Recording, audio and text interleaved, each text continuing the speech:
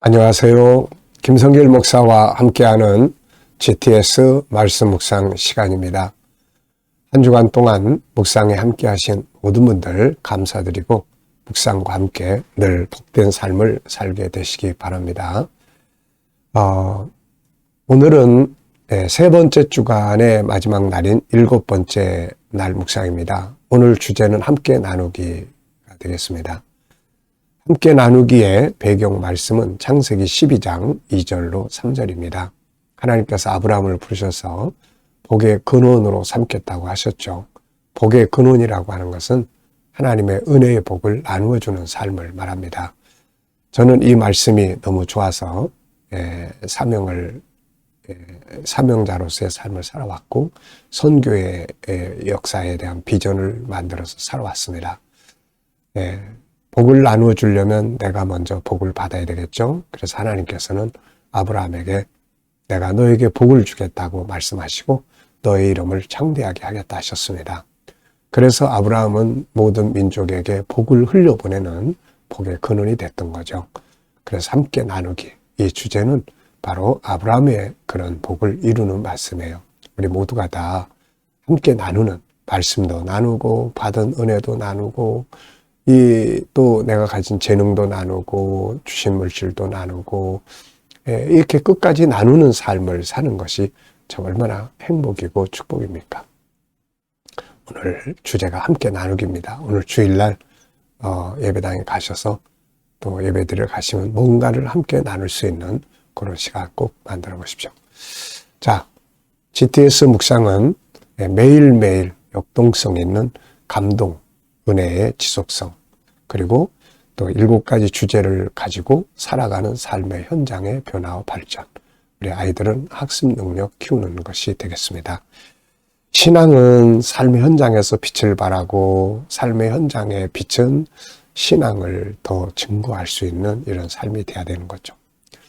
자, 5-7+2. 이제 뭔지 아시겠죠? 5는 그림 분석하면서 생각을 활성화시키고 은혜 받는 내용이고 7은 7가지 주제로 삶을 살아가고 변화시켜가는 주제입니다. 2는 질문 만들기와 주님으로부터 영감 얻는 훈련입니다. 자, 그림 분석 정리하겠습니다. 그림은 후라시를 켜고 어떤 사람이 현미경을 가지고 뭔가를 이렇게 찾는 그런 그림이에요. 그리고 위에 말씀이 있습니다. 시편 1편 6절. 의인의 길은 여호와께서 인정하시나 악인들의 길은 망하리로다. 이렇게 말씀을 하고 있습니다. 자, 제목을 정해보고 느끼는 것 적어보십시오. 저는 제목을 진리의 길 찾기, 진리의 길을 찾기 이렇게 적어봤고요. 이왕이면 선한 길, 바른 길, 진리의 길, 은혜의 길, 참된 길을 찾아가야 된다. 의미는 그렇게 적어봤습니다. 여러분도 제목과 함께 느껴지는 것 적어보시면 되겠습니다. 자, 분석하겠습니다. 보이는 것과 보이지 않는 것. 우선 눈에 보이는 것은 플래시, 그리고 빛을 따라서 뭔가를 찾고 있는 사람, 그리고 현미경, 그리고 위에 아래 말씀, 파란색 바탕색이 있습니다.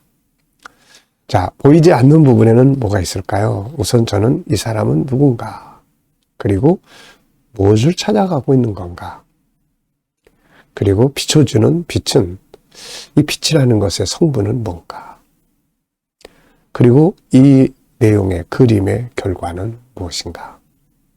이런 거는 다 보이지 않는 부분이에요. 그래서 우리가 사는 세상은 항상 찾아야 됩니다. 세상은 보이는 것보다 보이지 않는 게 훨씬 많고 숨겨져 있는 게 훨씬 많아요. 그래서 항상 이 생각의 불을 딱 비춰가지고 그냥 지나가지 말고 발전하는 방법, 더 잘할 수 있는 방법, 또 우리가 가야 될 참된 길, 또 더 깊은 은혜의 길, 더 천국의 더 깊은 부분들 깊이 이렇게 찾아내면은 더 많은 은혜를 누릴 수가 있게 되는 겁니다. 자, 세 번째는 중요한 것 찾기예요. 이 그림에서 가장 중요한 것은 뭐라고 생각합니까? 저는 이 사람이 지금 뭘 찾아가는데 진리의 길을 찾아가는 삶. 이렇게 적어봤어요. 진리의 길을 찾아가는 삶. 결국 이것만 남는 거니까요. 자, 연상법 훈련, 기억력 훈련하는 시간입니다. 눈 감아보시고요. 그림을 한번 떠올려 보십시오. 플래시가 켜져서 빛이 쫙 비치고 그 빛 가운 빛을 따라서 한 사람이 현미경을 들고 뭔가를 찾아가는 모습. 위 아래 시편 1편의 말씀. 악인의 길은 의인의 길은 여호와께서 인정하시나 악인의 길은 망하리로다 하는 말씀이죠. 파랑색, 바탕색. 자, 이번에는 성경 말씀, 이 빛과 관계된, 이 그림과 관계된 성경 말씀을 한번 또 떠올려 보십시오. 자, 저는 이 빛과 관계된 말씀을 좀 생각해 봤습니다. 우선 창세기 1장, 하나님이 첫째 날에 빛이 있으라, 그 빛을 만드셨어요.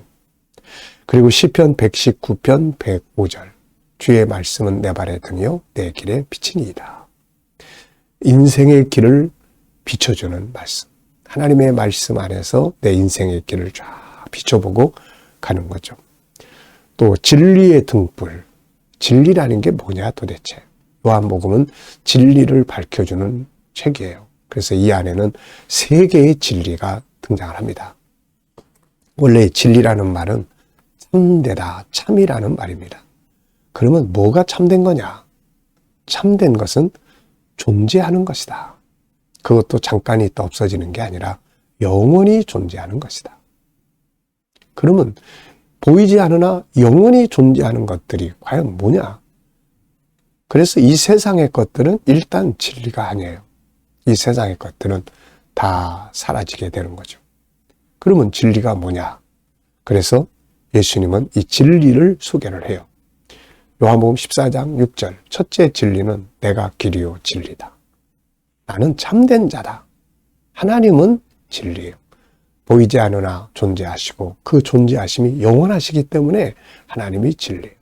그 다음에 두 번째는 요한복음 17장 17절, 주의 말씀은 진리니이다. 사람의 말은 다 변하고 다 사라지고 없어지지만 하나님의 말씀은 영원토록 존재하고 그 말씀은 완성이 되고 이루어지는 거죠. 그게 진리예요. 우리가 말씀을 따라 사는 것은 진리를 따라가는 길이요. 그 길은 헛되지가 않습니다. 그 다음에 이제 세 번째는 바로 천국이 진리입니다. 요한복음 18장에 빌라도가 네가 왕이냐, 네 왕이냐 그랬더니 그렇다 그러면서 내 나라는 이 세상에 속한 것이 아니다. 내 나라는 세상에 속한 나라가 아니다. 그러면서 나는 이 진리에 대해서 증거하러 왔다. 바로 천국의 진리라고 말씀하신 거죠. 그래서 진리는 세 가지입니다. 살아계신 하나님, 그리고 말씀, 그 다음에 천국이에요. 자, 그리고 이제 요한계시록 21장에 가보면은 하나님의 빛이 쫙 비치는 이런 장면. 거기는 해나 달의 비침이 쓸데없으니 하나님의 비치신다. 하나님의 빛이 비치는 거예요. 자, 그리고 이제 나하고의 관계에서 이걸 또 생각을 해봤습니다. 어둠 속에 방황할 때 내 인생을 비춰주었던 진리의 말씀. 네. 자, 첫째는 바로 창세기 12장 2절로 3절.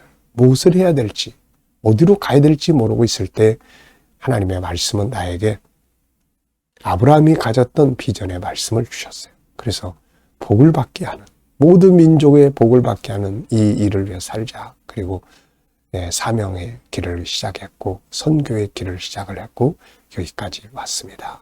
이게 내 인생을 비춰준 거예요. 그 다음에 두 번째는 요한복음 3장 32절. 가족들이 세상을 떠나고 방황하고 막 하나님을 안 믿겠다고 부정하고 막 그러고 있을 때 내 속에 찾아왔던 진리의 말씀. 요한복음 3장 32절. 그가 그 보고 들은 것을 증거하되 받는 이가 없다. 그가 보고 들은 것이 무엇인가? 거기에 내 마음이 딱 꽂혀가지고 이때 실제로 저는 내 어두움 속에 이 말씀을 딱 보는데 내 마음속에 빛이 확 들어오는 거예요, 이게. 그래서 갑자기 밝아지는 겁니다. 그때부터 주님이 보고 듣고 와서 증거한 걸 찾기 시작했는데 그게 천국이었어요. 그래서 천국 운동이 탄생을 합니다. 또 창세기 1장 27절로 28절. 네. 인간이 도대체 뭐냐? 인생이라는 게 뭐냐? 왜 사람은 현실이 저러냐? 이런 수많은 문제 앞에서 고민할 때 바로 창세기 1장 27절, 28절. 하나님의 형상대로 만들어진 인간의 모습을 보게 됐고 이걸 연구하기 시작했는데 이게 이제 인생의 제 인간에 관한 등불이 됐습니다. 나를 보게 해줬고 사람이 뭔가를 보게 해줬고 그래서 탄생한 게 G7이에요. 이게 G7은 하나님의 형상을 회복해서 세상을 다스리라 그런 뜻입니다. 그리고 세 번째 디모데후서 3장 15절로 17절 성경은 구원에 이르는 지혜를 얻게 할 뿐 아니라 사람을 하나님의 사람으로 선한 능력으로 교육하기에 유익하다. 그래서 탄생한 게 GTS입니다. GTS. 영성과 함께 삶을 변화시키고 온전한 사람을 훈련하게 만드는 참 제 인생은 이렇게 말씀이 끌고 갔습니다. 이외에도 얼마나 많은 말씀들이 저에게 빛을 비춰줬는지요. 고린도전서 10장 13절은 내 인생에 세상에 답이 없는 건 없다. 이 내용을 저에게 알게 해준 거예요. 시험 당할 쯤에 피할 길을 내사. 길이 없는 게 아니거든요. 네, 답은 있습니다.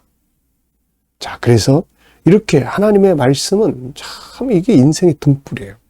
이 속으로 탁 찾아가면 나의 가야 될 길, 또 살아야 될 삶, 내가 누군지, 어디로 가는지 전부 다 밝혀주고 있거든요. 이렇게. 자, 또 우리 아이들은 이 그림 보면서 수학 공식도 한번 생각해보고 지나가시기 바랍니다. 도형, 수, 연산, 측정, 규칙, 또 자료와 그래프. 자, 이걸 하나씩이라도 찾아보고 가면은 응용된 것들이기 때문에 수학이 더 친해지게 됩니다. 자, 상상력 키우기입니다. 이 그림 가운데 두시고요. 앞에는 플래시가 켜지지 않았을 때 캄캄한 밤중에서 헤매는 인생의 모습, 나의 모습을 그려볼 수 있을 것 같아요. 그러다가 성령의 조명이 팍 비춰져서 진리의 말씀을 딱 보게 하시니까 그 속에서 내가 가야 할 길이 보이고 내가 해야 될 일들이 보이기 시작한 거죠. 그리고 이 다음 그림을 그린다면 결국은 이 빛이 비춰주는 것은 최종적인 것은 예수 그리스도 십자가 그리고 천국이에요. 천국의 빛. 미래를 어떻게 살고 싶은가요? 그렇다면 지금 무엇을 해야 할까요? 오늘도 또 한번 생각해 보시고요. 본문 읽어보겠습니다. 자, 구조 기억하십니까? 제가 정한 구조. 213. 자, 한번 읽어보겠습니다. 복 있는 사람은 악인들의 꾀를 따르지 아니하며 죄인들의 길에 서지 아니하며 오만한 자들의 자리에 앉지 아니하고 오직 여호와의 율법을 즐거워하여 그 율법을 주야로 묵상하는도다. 그는 시냇가에 심은 나무가 철을 따라 열매를 맺으며 그 잎사귀가 마르지 아니한 같으니 그가 하는 모든 일이 다 형통하리로다. 악인들은 그렇지 아니하며 오직 바람에 나는 겨와 같도다.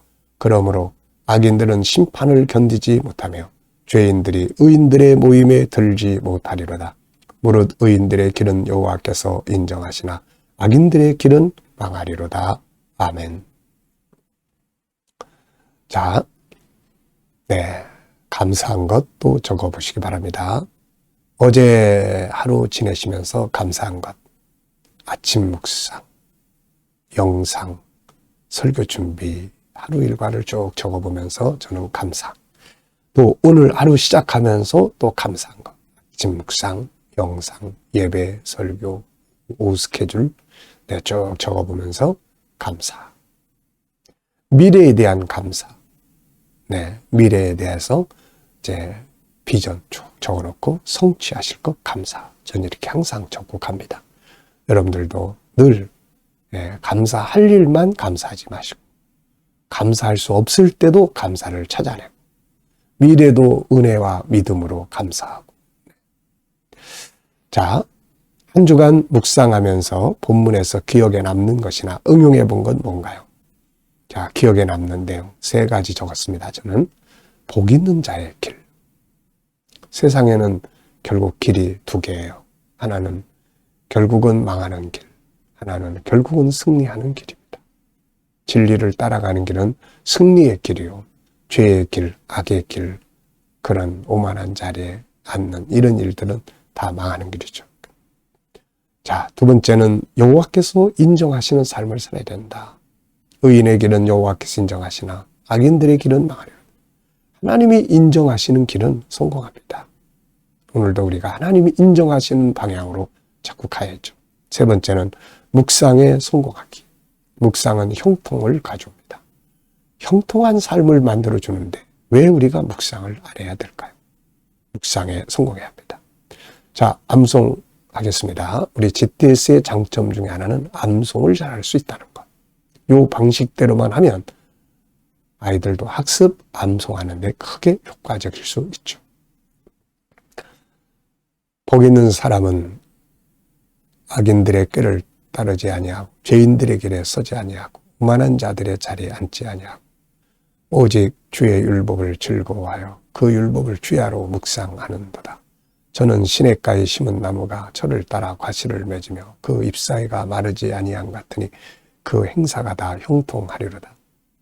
악인은 그렇지 않으며 바람에 나는 겨와 같도다.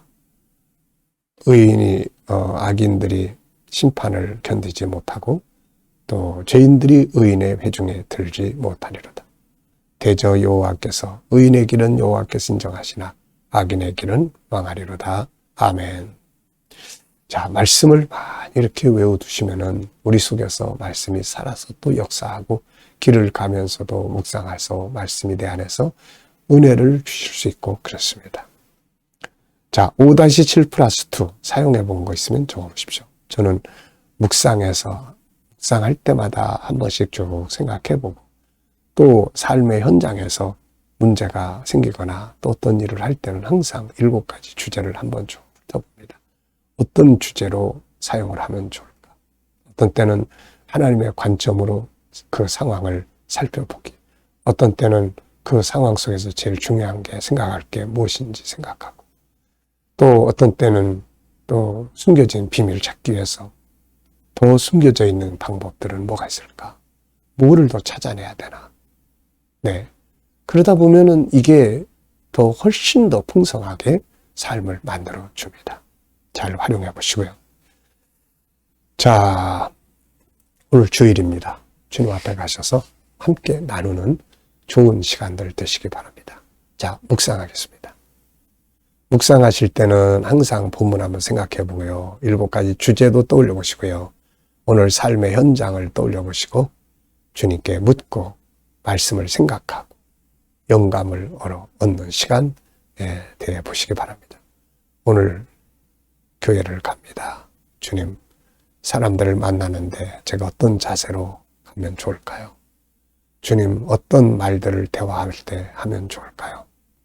주님, 어떤 자세로 예배에 임하면 좋을까요? 주님이라면 어떻게 하시겠습니까? 자, 이렇게 기도하면서 주님께 물으시면 그 다음에 이제 주님이 주시는 영감이 있습니다. 이 영감을 가지고 살면 더 풍성하게 살 수가 있어요. 자, 기도하고 마치겠습니다. 주님 감사합니다.